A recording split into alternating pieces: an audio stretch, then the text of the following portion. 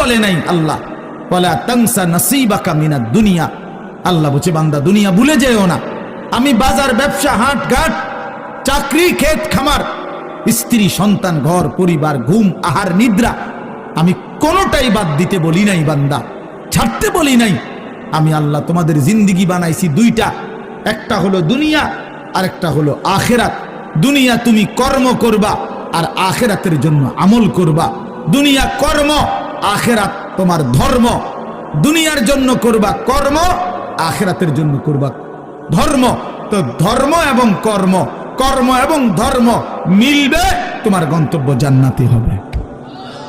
তাইলে এখন হুজুর একটা আশ্চর্য সুন্দর কথা কইছে যে আল্লাহ বলছে বান্দা দুনিয়া তোমার কর্ম, আখেরাতের জন্য তোমার ধর্ম। কিন্তু আখেরাত লম্বা সময়, দুনিয়া স্বল্প সময়। নবীজি সাল্লাল্লাহু আলাইহি সাল্লাম বলছেন একটা সাগরের মধ্যে যদি কেউ নিজের আঙ্গুল চুবায়, ভিজায়, তো আঙ্গুলের অগ্রভাগে যেটুকু পানি, এটুকুই হলো দুনিয়া, আর সাগরের বাকিটা পানি আখেরাত।